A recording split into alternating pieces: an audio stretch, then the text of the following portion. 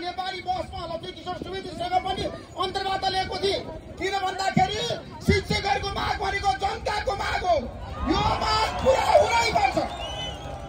हाम्रो देशमा सरकारले चाह्यो भने असम्भव केही पनि छैन।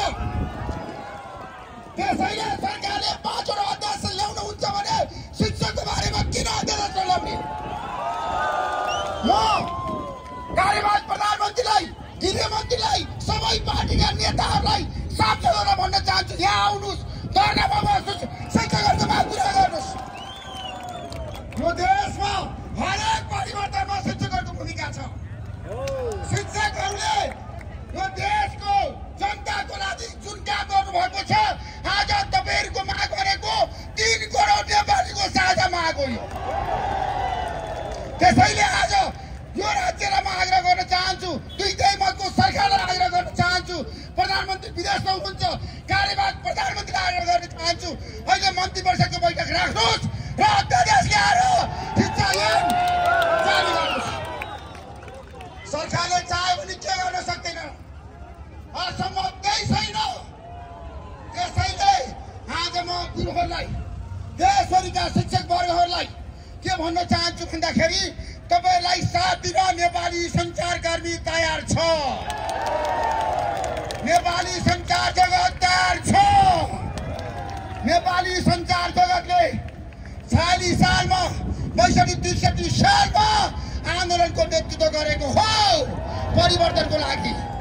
र आज म सबै सञ्चार गिरेको तर्फबाट आज म सबै सञ्चार गिरेका मालिकहरूलाई, ओनरहरूलाई र सबै सञ्चारकर्मीलाई भन्न चाहन्छु, शिक्षकहरूको माग पुरा गराउन हामी सबै तपाईँहरूको साथमा छौँ।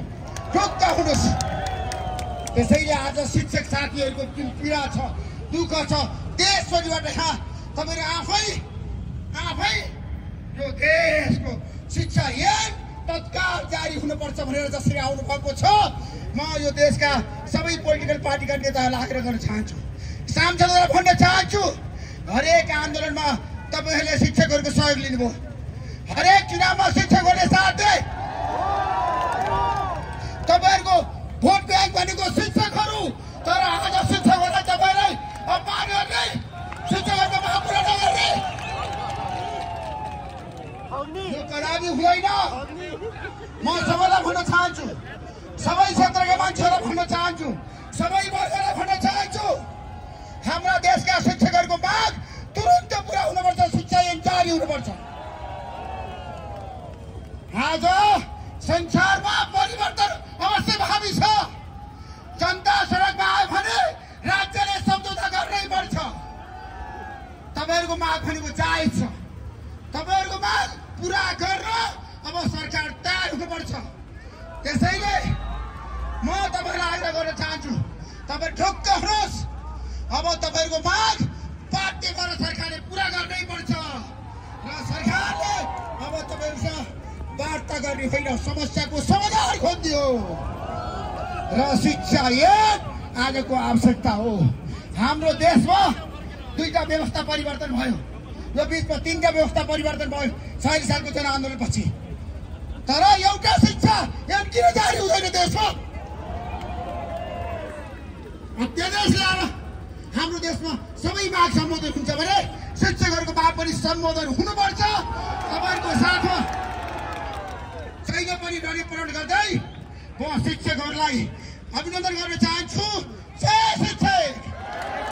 तपाईँहरूलाई साक्षी राखेर भन्न चाहन्छु, राज्य समितिलाई आग्रह गर्न चाहन्छु, सबै पोलिटिकल पार्टीलाई सत्ता पक्ष प्रतिपक्षलाई भन्न चाहन्छु, लोकतान्त्रिक मूल्य र मान्यतामा हिँडेको सरकारले लोकतान्त्रिक मूल्य र मान्यताको प्रदर्शन गरेर शिक्षकहरूको माग पुरा गर्नै पर्छ।